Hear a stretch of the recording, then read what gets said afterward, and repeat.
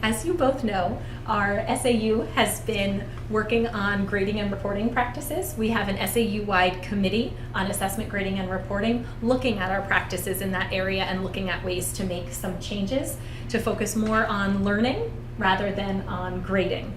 This work emerged through our work with our standards. When we've aligned to more rigorous standards, we've aligned our assessments to those standards, and our assessments are now more rigorous. As you know, with our performance assessment work and our PACE work, we've been developing performance assessments that actually assess students not just on skills and concepts, but the application of those skills and concepts.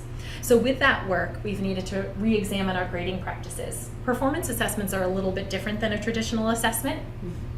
And last year when we did our performance assessment work, we recognized the need to create rubrics to match those performance assessments, and grading on a 4-point scale and giving information back to students on their attainment of the standards and whether they've actually mastered those standards. So that was a big shift and a big change for us. And that's really caused us to examine our grading practices in all areas by incorporating these performance assessments. And our big shift has really been looking at focusing on learning and how to provide students with more feedback on their learning and their progress toward mastery of skills. I'm here today with two of our 4th grade teachers at Mont Vernon, Karin Alger and Tighe. And we're going to talk a little bit about our current grading practices in 4th grade. So Karin, can you share with us a little bit about what you're currently doing with grading and assessing? Sure. So currently we're kind of doing both ways of grading everything that we do here in Mont Vernon. Our current report card has qualifiers for each subject area that we're grading on a 4-point scale. So for example, in mathematics, we have numbers and operations, we have geometry and measurement, or geometry, data and measurement, fractions, and we're giving students 4, 3, 2, or 1 in those areas based on how they're doing with the standards. But then on top of that, we're also giving them a letter grade based on a percentage grade, which is based on a 100-point scale. So it's those things really just aren't matching up. So Kim, can you share with me a little bit about some of those challenges which Karin mentioned? Right. I think the biggest problem we're finding is we have this letter grade that is there for the heading, and then we put the qualifiers, the 4, 3, 2, 1, which we've done through rubrics and other ways in the classroom. And not that they don't always match, but it's two worlds kind of trying to come together and be meshed, and it doesn't always look the same.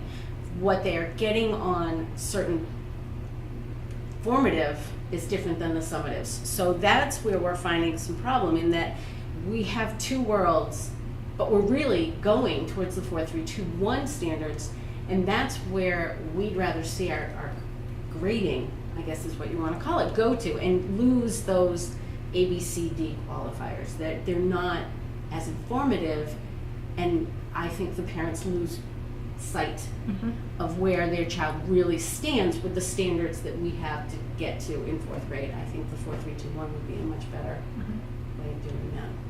So what recommendations would you make to change the current grade 4 report card to align more with our shift in practice? Honestly, I think it's a pretty simple change to our current report cards. If we simply just weren't giving that letter grade and we were grading based on the standards on a 4-point scale in the different domains for each subject, I think it would give parents a much clearer picture of their child and how well they're performing in each subject area. And it's a continuation of the report card that they've received in grades K through 3. It would look exactly the same actually as it does right now, but just minus that letter grading, which is, you know, again, based on a totally different scale. That's based on a 100-point scale. It's not based on a 4-point scale. So sometimes what happens is parents will simply just look at the letter grade because that's what we grew up with, and the kids actually really look at that as well, and they're really kind of forgetting the bigger message that's below it on the report card. So Right. And the importance of the feedback in each one of Right. those strands. Correct. Because my comment was going to be that if the parent actually looks at, going to look at reading just for whether they're doing well with fiction as opposed to nonfiction, then you know where your focus should be more at home. If they're doing well with their fiction texts, but not so well with nonfiction, work on nonfiction at home. It will help a parent help a student. Whereas the ABCDs, it doesn't tell you anything. If we do move forward with this change, how would you inform parents of this shift in practice? Definitely at our open house. We'd have it all set up, have an overhead, show them. But where they're already coming from this type of a reporting system, I think it would be an easy flow for the parents. I think what's going to be just something that we need to talk to our parents about, and Karin and I get together on our open house night anyway, so all the parents would hear it at the same time, is just the shift from last year to this year. Is hopefully we can drop the AB, the letter grade, and stick with the numerical system. And I think I would hope that parents would support that change, because honestly it will give them more information about their child as a student and how well they're performing here according to the standards that we're trying to address.